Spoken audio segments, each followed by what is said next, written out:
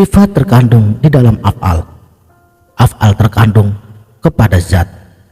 Semua itu adalah hijab. Karena asma, sifat, dan af'al bukanlah zat itu sendiri.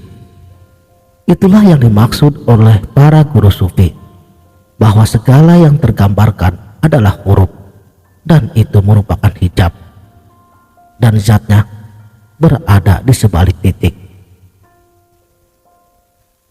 Assalamualaikum warahmatullahi wabarakatuh. Salam sang sejati. Inti ajaran Al-Quran tentang masalah ketuhanan, yaitu sifat, af'al, dan zat Allah subhanahu wa ta'ala.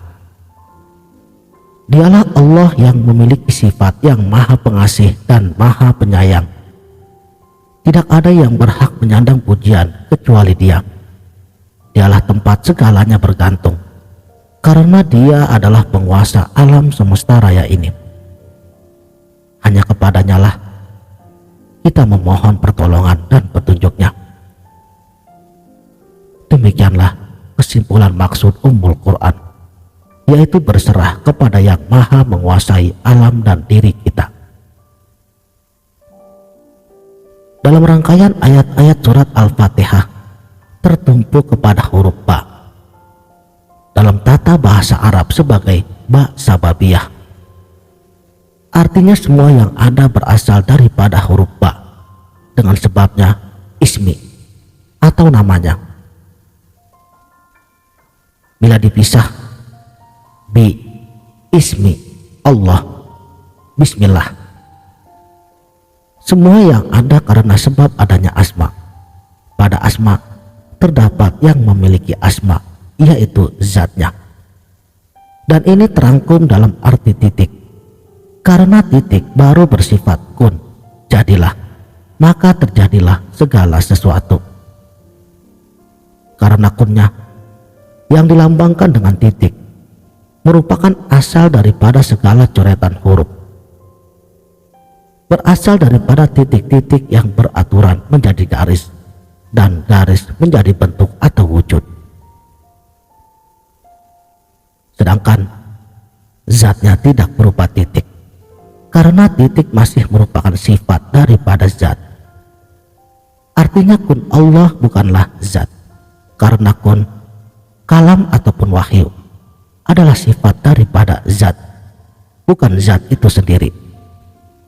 Sehingga arti titik adalah akhir dari segala penciptaan. Pada titik inilah terkandung ide-ide yang akan tergores suatu bentuk. Dan pada wilayah inilah yang dimaksud oleh para kaum sufi sebagai Nur Muhammad, cahaya terpuji.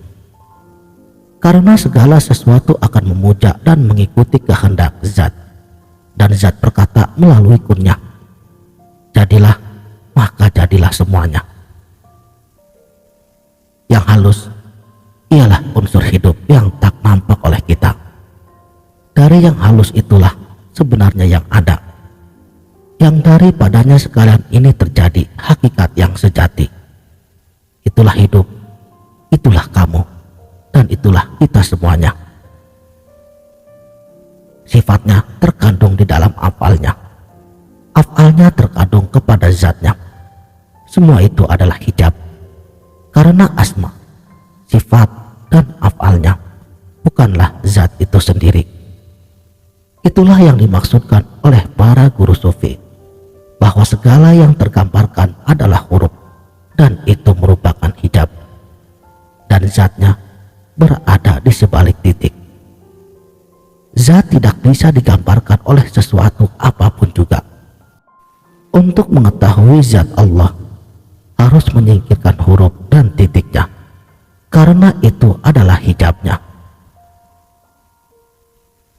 Saudaraku, sang sejati, marilah kita bersama-sama untuk membersihkan tubuh yang kotor ini. Sebab tubuh kitalah yang mengandung.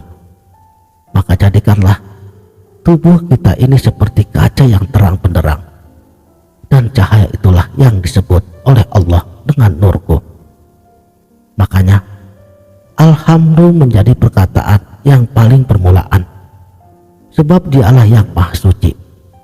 Itulah yang dimaksudkan, bacalah dengan namaku yang menjadikan engkau ba.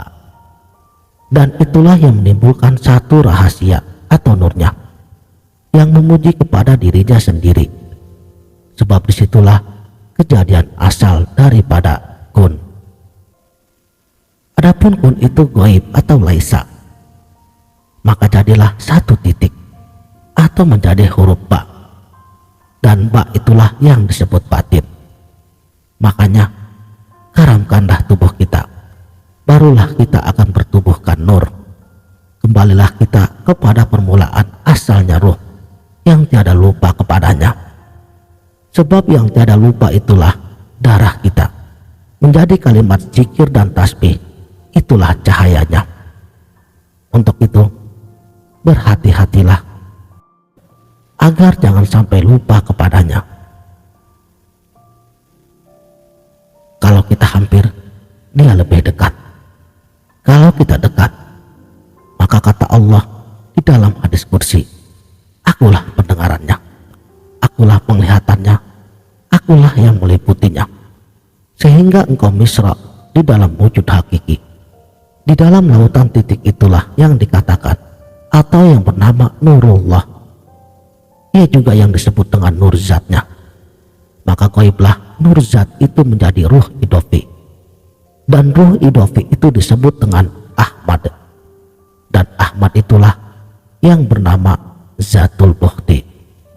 Itulah namanya yang tiada rusak dan hancur. Jadikanlah jasad dan tubuh kita semuanya karam di dalam kalimah Allah. Kembalilah kita kepada satu yang dikatakan Zatul Bukhti tersebut. Itulah yang dimaksud Allah Ta'ala, sehingga menjadi akulah pendengarannya, penglihatannya, penciumannya, dan pengrasanya. Yang empat itulah yang disebut akulah kesemuanya. Itulah yang disebut engkau tiada lain daripada aku, dan aku adalah aku. Maka engkau tiada terpisah atau bercerai lagi, sebab disitulah yang berbunyi wujud zat semata. Insya Allah, aminullah. Sekianlah, mudah-mudahan video ini dapat bermanfaat. Wabillahi taufik wal hidayah. Wassalamualaikum warahmatullahi wabarakatuh.